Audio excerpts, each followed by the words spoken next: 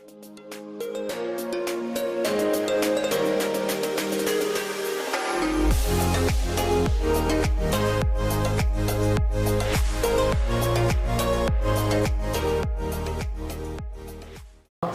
everybody, this is Miss Footfix, and finally we have a patient that wants to speak, so we're gonna have a normal conversation.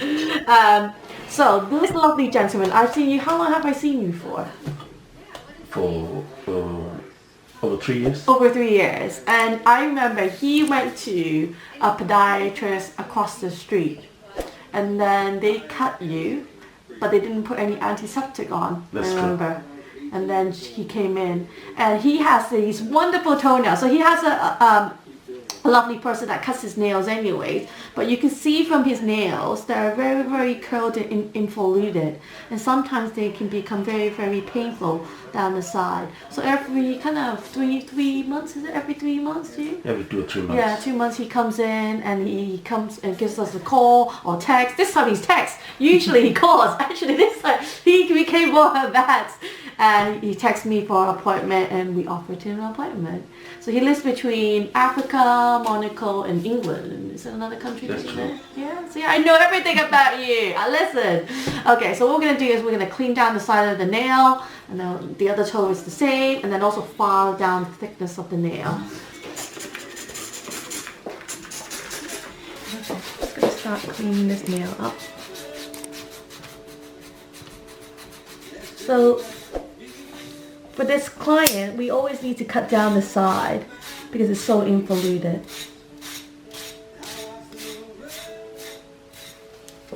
Nice bit of nail there. Excellent, just like that. Excellent.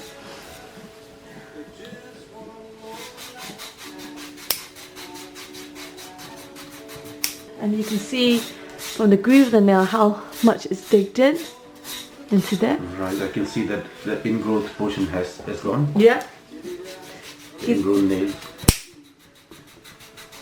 So we're just going to clean that out. So how long were you in London for this time? 5 days. 5 days. Oh, you really have short stay.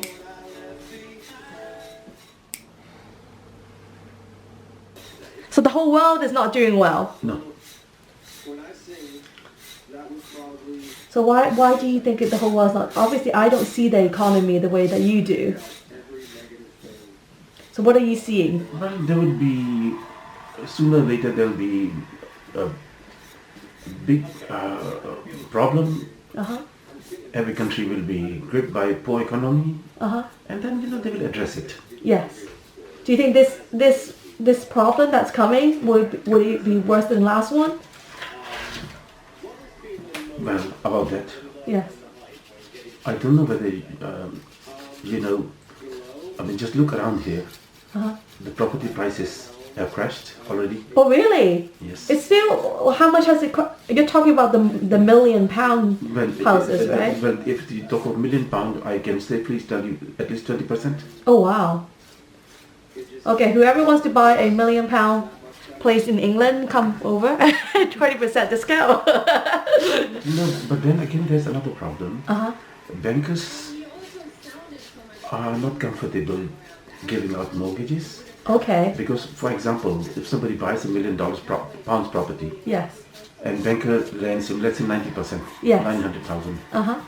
After 1 month, the property price could be down 20%. Then that means They won't make any money. banker is not protected anymore. Ah, okay.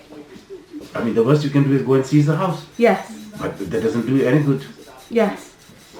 So you know when a bank lends the money, they want to make money from the mortgage, Right. obviously. And if when the house devalues,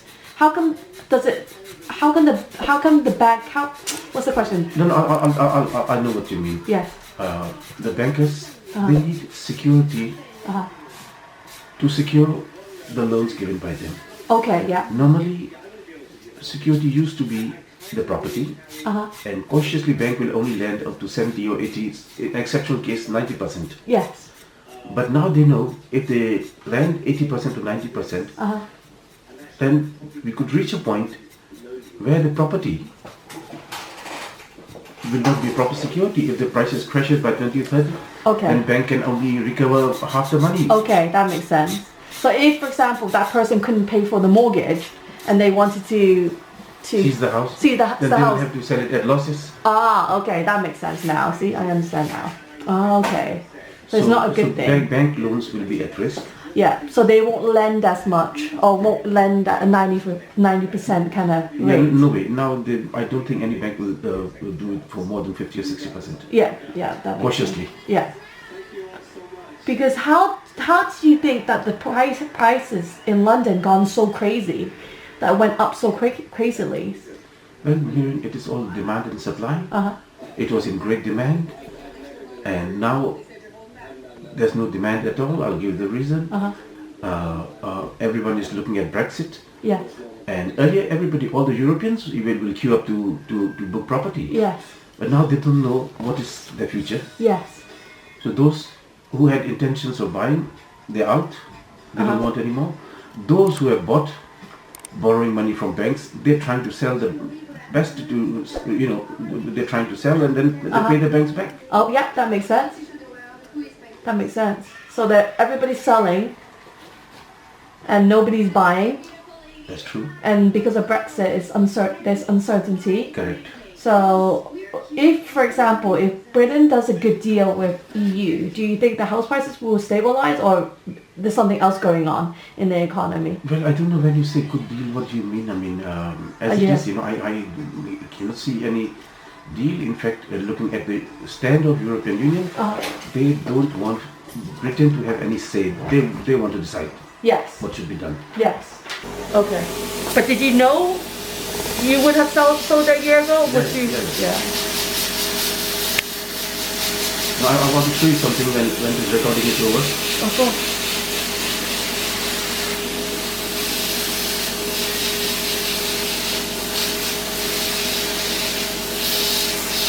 So we're just drilling this layout down, flattening it out, smoothing it out.